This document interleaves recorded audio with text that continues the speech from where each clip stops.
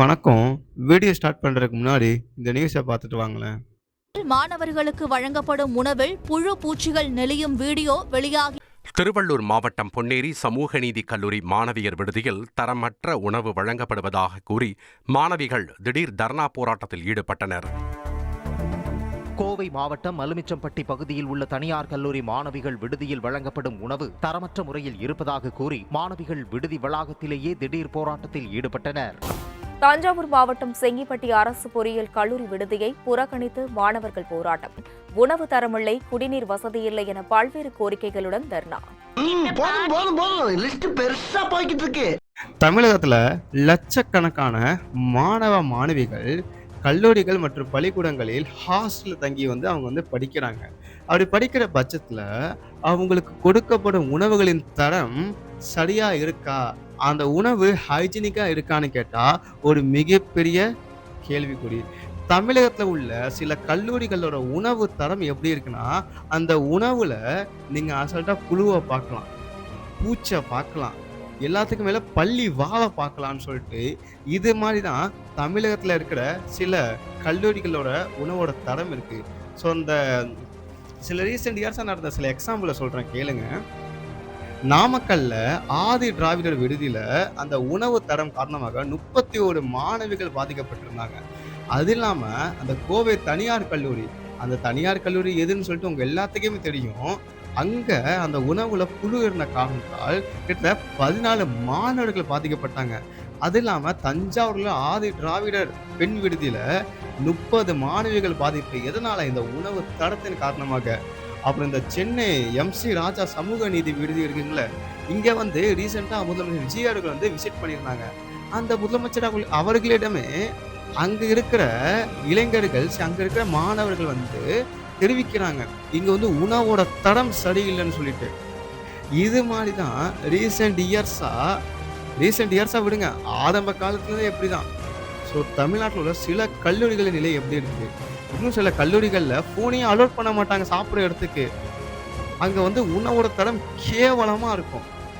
அங்க பூச்சி இருக்கும், எதுவுமே பண்ண முடியாது, போட்டோ கூட எடுக்க முடியாது. இப்போ ரீசெண்டாக கூட இந்த ஸ்ரீபெரும்புத்தூர்ல ஏதோ ஒரு கம்பெனில அந்த பிரியாணி சாப்பிட்டாங்க. பிரியாணி சாப்பிட்டவங்களுக்கு வாந்தி மயக்கம்னு சொல்லிட்டு ஃபுட் பாய்சனே ஹாஸ்பிட்டல் சேர்த்துருந்தாங்க. இது எல்லாத்துக்குமே காரணம் உணவோட தரம்.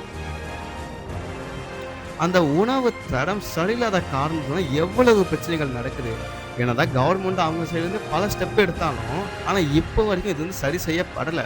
முக்கியமாக இந்த ஹாஸ்டலில் இருக்கிற உணவு பிரச்சனைங்கிறது மிகப்பெரிய பிரச்சனை. ஏன்னா அந்த மாணவர்கள் அங்கே ஹாஸ்டலில் இருக்கிறது பணம் கட்டி தான் படிக்கிறாங்க.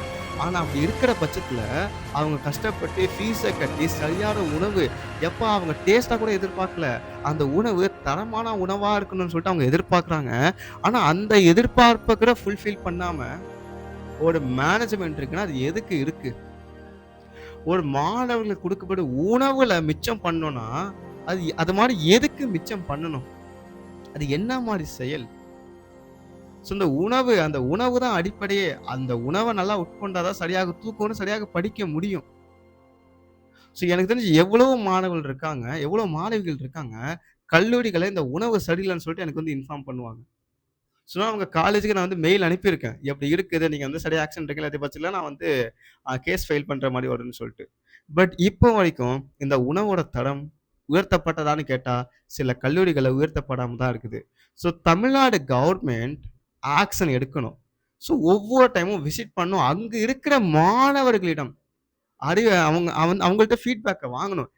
எப்படி முதலமைச்சர் விஜய் அவர்கள் அந்த சென்னையில் அந்த சைதாப்பேட்டையில் உள்ள எம்.சி. ராஜா விடுதிக்கு போயிட்டு அங்க இருக்கிற மாணவர்களிடம் கலந்துரையாடி அங்க இருக்கிற மாணவர்களிடம் இங்க என்னப்பா பிரச்சனை சொல்லிட்டு கேட்டு வாங்கினாங்களோ, அதே போல தமிழ்நாடு கவர்மெண்ட் இந்த ஃபுட் டிபார்ட்மெண்ட் ஒவ்வொரு கல்லூரிக்கு போயிட்டு அங்க இருக்க என்ன பிரச்சனை சொல்லிட்டு மாணவர்களும் உட்காந்து ஆலோசனை நடத்தணும். அப்படி நடத்தினா மட்டும்தான் இந்த பிரச்சனை சரி செய்யப்படும். ஆலோசனை நடத்திய பிறகு வார்னிங் கொடுக்கணும். அந்த வார்னிங்கையும் தாண்டி அவங்க அதே மிஸ்டேக்கை பண்ணா லைசன்ஸை கட் பண்ணணும். ஏன்னா இங்க மாணவர்களோட உடல்நிலை மற்றும் அவங்களோட ஹெல்த்தை விட இங்க எதுவுமே மேல இல்லை. ஏன்னா அந்த மாணவர்கள் தான் தமிழ்நாட்டோட எதிர்காலம். அந்த எதிர்காலத்தை அப்படி சீர்குலைக்கிற பட்சத்துல நம்ம என்ன மாதிரியான ஸ்டெப் வேணா கவர்மெண்ட் எடுக்கலாம். ஸோ தயவு செஞ்சு இந்த பிரச்சனை சரி செய்யப்படணும். ஏன்னா பாவம் அந்த கல்லூரி மாணவர்கள் எல்லாம். கல்லூரி சரி, பள்ளிக்கூடமும் சரி, ஒர்க் பண்ற இடத்துலயும் சரி. ஸோ வந்து இந்த உணவோட தரம் வந்து உயர்த்தப்படணும். ஏன்னா அவங்க வந்து சும்மா சாப்பிடல. ஃபீஸ் பே பண்ணி சாப்பிடுறாங்க. ஸோ கவர்மெண்ட் இதுக்கு உண்டான ஆக்ஷன் எடுத்தே ஆகணும்னு சொல்லிட்டு, தாழ்மையான ஒரு வேண்டுகோள வந்து நான் முன்வைக்கிறேன். நன்றி, வணக்கம்.